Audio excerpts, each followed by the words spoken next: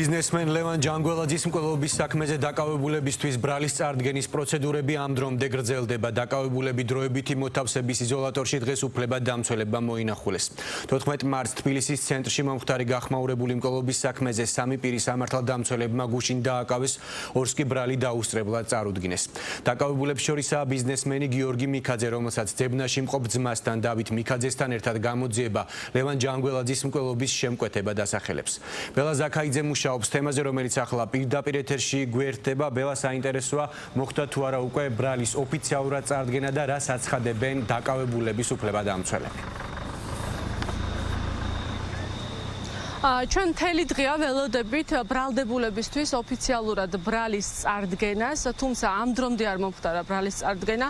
დროებითი მოთავსების იზოლატორთან დიღომში იმყოფებიან მათი ადვოკატები, თუმცა ისინი შენობაში არ არიან და გარეთ ელოდებიან, როდის შეატყობინებს გამომძიებელი ბრალის წარდგენასთან დაკავშირებით, რის შემდეგაც ისინი შენობაში გამოცხადდებიან.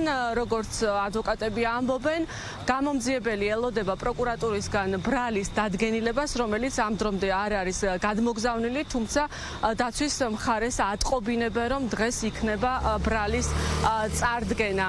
რაც შეეხება სასამართლო პროცესს, აღკვეთის ღონისძიებაზე სასამართლო ხვალ იმშელებს. ადვოკატები შეხვდნენ ბრალდებულებს, ცოტა ხნის წინ დატოვა დროებითი მოთავსების იზოლატორი გიორგი მიქაძის ადვოკატმა გიორგი ყავლაშვილმა.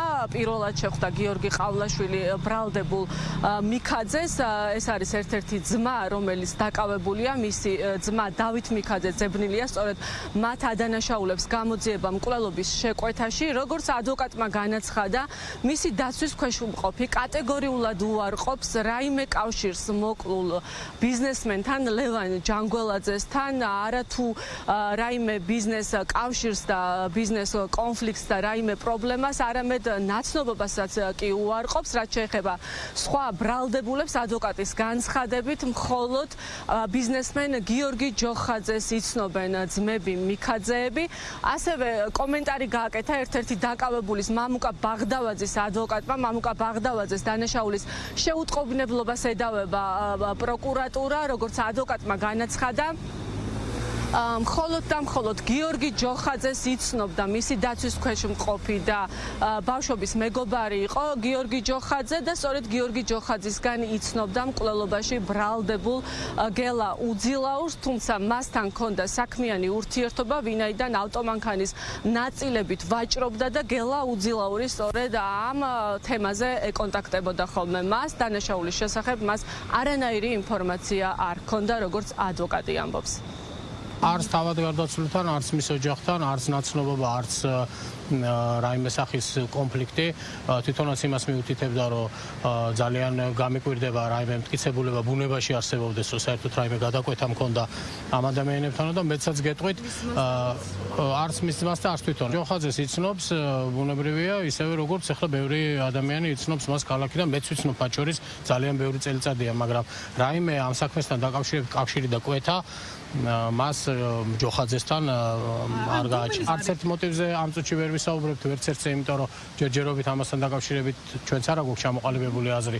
თუმცა მისთვისაც ისევე უცხო და საინტერესო ეს საკითხი, როგორც შეიძლება იყოს ნებისმიერი მესამე პირისთვის. კონკრეტულად ჩემი დაცვის ქვეშ ყოფის პოზიცია არის, რომ იგი თავს ცნობს სრულად უდანაშაულოდ, ვინაიდან ვერანაირი საფუძველი ვერ იქნება იმისი, რომ ვითომ და მან მოახდინა შესაძლო დანაშაულის შეუტყობინებლობა თუ სრულჩვენება. ჩემი დაცვის ქვეშ ყოფი მამუკა ბაღდავაძე იყო გიორგი ჯოხაძის მეგობარი და ვინაიდან გიორგი ჯოხაძის მეგობარი იყო, შესაბამისად რაღაცა სახის კომუნიკაცია ჰქონდა გელა უძილაურთან. ვიდეოკამერის ჩანაწერში ჩანს, რომ მამუკა ბაღდავაძე უბრალოდ მანქანას ატრიალებს, როდესაც გელა უძილაური იყო მასთან მისული, მაგრამ იგი არ შეხვედრია, რაიმე სახის კომუნიკაცია არ ყოფილა და ეს ყველაფერი უტყუარად ვიდეოკამერითაც დასტურდება.